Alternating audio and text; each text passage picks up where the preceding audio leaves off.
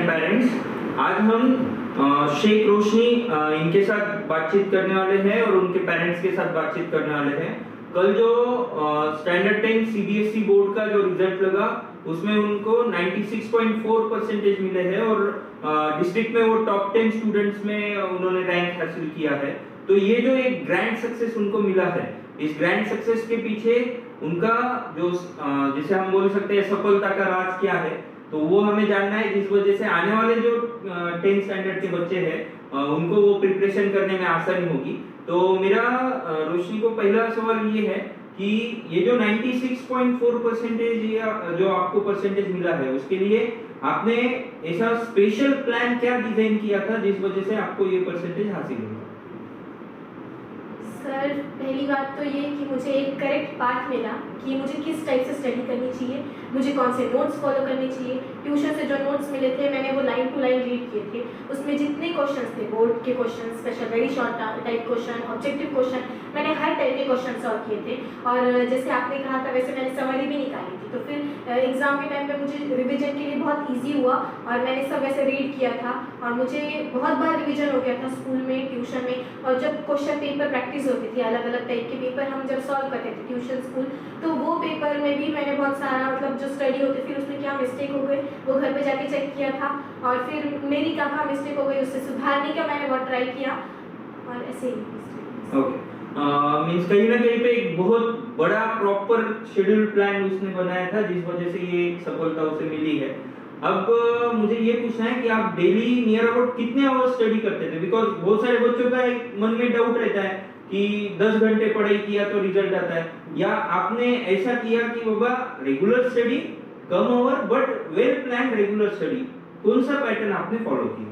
मैंने regular study वाला pattern follow किया सर, क्योंकि स्कूल में पढ़ाया जाता था, स्कूल में रिवीजन, ट्यूशन में रिवीजन होता था, ट्यूशन में टेस्ट होती थी, उसके लिए रिवीजन करना पड़ता था। बार बार जब पर्टिकुलर अब संडे के लिए टेस्ट है तो फिर पूरा जो हम वीक स्टडी करते हैं उससे फिर संडे के टेस्ट में हमें ईजी होता था। तो फिर इस टाइप से किया तो फिर मेन एग्जाम के टाइम में मुझे बिल्कुल प्रेशर फील नहीं होता था कि अब इतना सारा करना है, मैं कैसे करूँगी, बिकॉज ऐसा कभी लगा ही नहीं, क्योंकि हर पर्टिकुलर चैप्टर पे मेरे ट्यूशन में टेस्ट हुए थे। तो वो हर टेस्ट के टाइम पे मैंने प्रिपरेशन कर दिया था। फिर जब एग्जाम, स्कूल की एग्जाम होती थी या कोई और बड़ी एग्जाम होती थी तो मुझे जस्ट वो रिवाइज करना होता था और मुझे बिल्कुल भी प्रेशर नहीं होता। ओके, मींस एक प्रॉपर प्लानिंग से उसने उस पर्टिकुलर हर एक एग्जाम को, प्रैक्टिस टेस्ट को टैकल किया था। 10th का प्रिपरेशन करते हो तो आपने कोई कॉम्पिटिटिव एग्जाम दिया है और उसका आपको 10th के इसमें कुछ बेनिफिट मिला है? 10th के इसमें मुझे सबसे ज़्यादा बेनिफिट एनटीएससी एग्ज़ाम का हुआ और मैं बीआईडी डिजिटल स्मार्ट कोचिंग की बहुत means I am very thankful to BDSC team, क्योंकि उन्होंने मुझे इस एग्ज़ाम के बारे में बताया और मुझसे उसके लिए प्रैक्टिस करवाई। मीन्स उसके एग्ज़ाम के लिए मेंटल एबिलिटी के लिए टेस्ट दिया और मुझे 8 आवर्स एक साथ बिठाया, तो उससे मुझे बहुत देर तक साथ में बैठ के पढ़ाई करने की आदत हो गई थी, जिस वजह से मुझे बोर्ड एग्जाम में बिल्कुल भी टेंशन नहीं लगा कि अब अचानक एग्जाम है, टेंस्ड हूँ और इतना सारा कैसे पढ़े होंगे और मैं बैठ पाऊंगी नहीं बैठ पाऊंगी, मेरा कंप्लीट रिविजन होगा या नहीं होगा, ऐसा फील नहीं हुआ, क्योंकि मुझे उतना टाइम बैठने की आदत हो गई थी, मुझे लेट नाइट स्टडी करने की आदत हो गई थी और फिर उससे मुझे बहुत हेल्प हुई और एनटीएससी से मुझे एक कॉन्फिडेंस बिल्डअप हुआ था, एक नॉलेज मेरा इंक्रीज हो गया था, थोड़ा सा ब्रॉड माइंड हो गया था, बहुत प्रैक्टिस की वजह से एक आदत हो गई थी स्टडी से, एक मीन्स ऐसा रेगुलर शेड्यूल बन गया था स्टडी करने का। ओके, अब आगे आप फ्यूचर में कौन से फील्ड में करियर करना चाहते हो और उसका रीजन क्या है? मैं फ्यूचर में मेडिकल फील्ड जाना चाहती हूँ सर, क्योंकि वो बचपन से एक ड्रीम रहा है कि मुझे कुछ बनना है और मेरे पेरेंट्स भी डॉक्टर है, तो मुझे उनसे बड़ा कुछ बनना है और उन्हें प्राउड फीलिंग होनी चाहिए मुझ पर और मुझे मेरी मतलब जो कम्युनिटी है उसके लिए भी बहुत कुछ करना है। ओके, मींस कहीं ना कहीं पे एक मेडिकल फील्ड की तरफ आप करियर करना चाहते हो। अब मेरा रोशनी के पेरेंट्स के लिए क्वेश्चन है कि नॉर्मली क्या होता है, पेरेंट्स बहुत ज़्यादा टेंस रहते हैं क्लास 10 के प्रिपरेशन के वक्त, तो आपके घर में ऐसा कभी सिचुएशन हुआ? नहीं सर, हमारे घर में ऐसा कभी सिचुएशन तो आया नहीं और जब भी ऐसा टेस्ट है या पेशेंट्स होता है मांगा तो बीआईडी सर ने फोन करे के बराबर उसको हेल्प करते थे कि भाई कैसी पढ़ाई करना चाहिए। बिहारी सब हमेशा बताते थे कि भाई 3.5 घंटा सोए तो सब मैनेज हो जाता, ज़्यादा इधर की जरूरत नहीं है। हम हमारे बच्ची के पास 12-1-2 बजे तक बैठते थे। उसके बाद देखते थे हमारे रूम में जब बच्ची पढ़ते बैठती थी हम थोड़ा बोरिंग फील करते थे, फिर बच्ची दूसरे रूम में जाके फिर रात का पढ़ते बैठती थी। उसने खुद से ज़्यादा मेहनत किया सर, हमारे इसमें इतना ज़्यादा कुछ रोल नहीं है, सिर्फ हमारे बच्चे का रोल है। हाँ, बट अभी मैं एक पॉइंट पेरेंट्स को बताना चाहता हूँ। सर और मैम दोनों डॉक्टर प्रोफेशनल्स है और दोनों का एक बिजी शेड्यूल चलता है। उसके बावजूद उन्होंने उसके स्टडी में बहुत ज़्यादा ध्यान दिया है। हर एक पेरेंट मीटिंग अटेंड की है, कभी सर ने अटेंड की है, कभी मैम ने अटेंड की है। मुझे अभी भी ध्यान में एक भी पेरेंट मीटिंग ऐसा नहीं होगा कि जब रोशनी के पेरेंट एब्सेंट होंगे। अब मुझे मैम को एक क्वेश्चन पूछना है, क्योंकि हर एक चाइल्ड के डेवलपमेंट में कहीं ना कहीं पे मदर रोल एक बहुत इंपॉर्टेंट रहता है।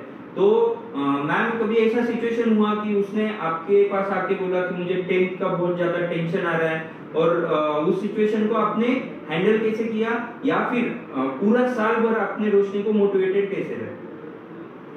सब बस उसको यही बोलती थी कि बेटे तुम्हारा करते चलो और कोशिश करते रहो। तुम कोशिश करते रहेंगे तो तुमको सक्सेस मिलेगा, बट टेंशन बिल्कुल लेने का नहीं। और दूसरों हमेशा कहती थी मम्मी, और वो ऐसा मतलब वेरी मतलब खुश मिजाज है, तो एनी टाइम कभी कुछ प्रॉब्लम भी आया ना तो मम्मी डोंट वरी, मैं सर से बोल दूँगी। या मेरा काफ़ी हद तक इतना अच्छा मतलब उसका ये जो बिहारी में जो कोचिंग लगी थी सर, तो उस वजह से उसके हर प्रॉब्लम सॉल्व हो जाते थे।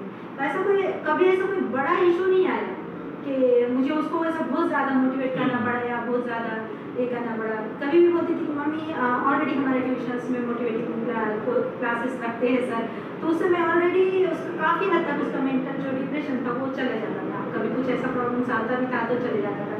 बस कभी कभी इतना ही बोलती थी मम्मी सर बोलते 6-8 बहुत हो जाते सो के, वही ज़रा मुझे हजम नहीं होता, बट अदरवाइज कभी इतना कुछ ऐसा टेंशन महसूस नहीं हुआ। इसलिए हम लोग बहुत थैंकफुल है इस कोचिंग के लिए कि उसने हमारे बच्चे को हमेशा स्टेबल रखा। Thank you sir. तो यहाँ पे एक चीज तो समझ में आ रही है कि वेल पेरेंटिंग भी बहुत ज्यादा जरूरी रहता है, क्योंकि मैंने जो देखा है कि उसके पेरेंट का उसको किस हद से सपोर्ट मिलता था, वो किसी भी चाइल्ड के करियर के लिए बहुत ज्यादा जरूरी रहता है। मेरा रोशनी के लिए एक लास्ट क्वेश्चन ऐसा रहेगा कि वो हमारी एकदम इनिशियल फाउंडिंग स्टूडेंट हम बोल सकते हैं, जिस स्टूडेंट से क्लास 7 से क्लास 10 ऐसा पूरा एक जर्नी यहाँ पे कंप्लीट किया है। तो इस पूरे 4 इयर्स के जर्नी में आपको जो भी सपोज यहाँ से कुछ एक्सपीरियंसेस मिले, उन एक्सपीरियंसेस का क्लास 10 के एग्जाम में और अभी जो आप जहाँ कहीं पे भी नीट का प्रिपरेशन कर रहे हो, वहाँ पे आपको क्या बेनिफिट मिल रहा है?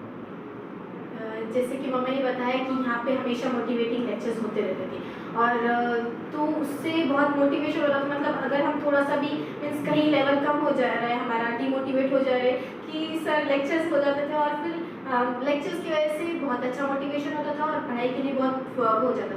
और ऐसे भी अगर कोई स्पेशल पर्सन नहीं भी आया तो बिहारी सर हमेशा मोटिवेट करते रहते थे लेक्चर में आके, और उनका हमेशा सपोर्ट रहता था और ऐसा डिस्ट्रैक्ट नहीं होने देते थे और कंप्लीट गाइडेंस मिलता था। और हर टीचर इतना सपोर्टिंग है, मीन्स कभी इसे डिप्रेस फील होने नहीं दिया। मीन्स मुझे कुछ डाउट आया, मैम मुझे ये नहीं समझ में आया, she will explain me, sir नहीं समझ रहा है, सर ये डाउट नहीं है, ये सर ये एग्जाम में ये रॉन्ग कैसे हो गया।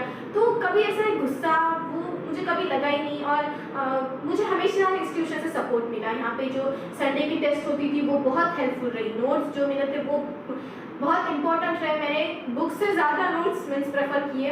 मैं नोट्स की एक लाइन, मैं नोट्स भी पूरी बुक में लिखती थी, सर ने जो समरी कहा था वो समरी करती थी, तो वो बहुत हेल्पफुल रहा। और मीन्स हमें NTSC एग्ज़ाम की प्रैक्टिस कराई गई, तो वो एग्ज़ाम के वक्त भी सर का बहुत अच्छा रोल रहा, और उससे भी हमें बोर्ड एग्ज़ाम में बहुत फ़ायदा।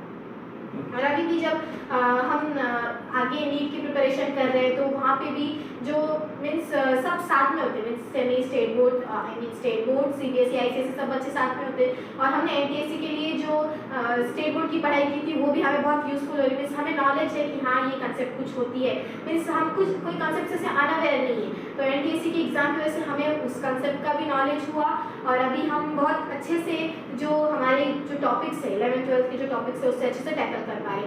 और मेरा एक और फ़ायदा ये भी हुआ कि जब मैं एंट्रेंस एग्ज़ाम दे रही थी तो हर एंट्रेंस एग्ज़ाम में मेंटल एबिलिटी एबिलिटी ये सब्जेक्ट होता ही है। तो जब मैंने एनटीएसी एग्जाम के लिए मेंटल एबिलिटी सब्जेक्ट का प्रिपरेशन किया, तो अभी जब एंट्रेंस एग्जाम में दे रही थी तो मुझे बिल्कुल भी ऐसा फील नहीं हुआ रही ये क्वेश्चन कैसे सॉल्व करते हैं, कैलेंडर क्वेश्चन हो, क्लॉक क्वेश्चन हो या मेंटल एबिलिटी ट्रिक्स, वो सब मुझे पता थे। तो मुझे उससे बहुत फायदा हुआ और मैं बाकी बच्चों से आगे थी। सब मुझे से पूछ रहे थे कि आपने कुछ स्पेशल किया है क्या, मीन्स आपने अबैकस किया है क्या, मीन्स आपकी स्पीड कैसी है, या ये सब मुझे पूछ रहे थे, तो मुझे बहुत अच्छा लगा। तो ये पूरे एक प्लान स्टडी का रिजल्ट है। तो होप सो आगे चल के वो एक बहुत अच्छी डॉक्टर बन के सोसाइटी के लिए एक बहुत अच्छा काम करेगी। और हमने हमारे साइंस एग्जीबिशन के मैनेजमेंट के वक्त भी देखा है कि उसके अंदर मैनेजरियल रोल्स भी बहुत अच्छे हैं। तो उस वजह से वो स्किल भी उसको कहीं ना कहीं पे 101% यूटिलाइज होने वाला है। तो बीआईएन डिजिटल स्मार्ट कोचिंग की टीम की तरफ से रोशनी को उसके फ्यूचर के लिए बहुत सारी शुभकामनाएं। और उसने जो 10th स्टैंडर्ड में इतना बड़ा सक्सेस हासिल किया है उसके लिए भी पूरे टीम की तरफ से उसको बहुत सारी बधाई। Thank you sir.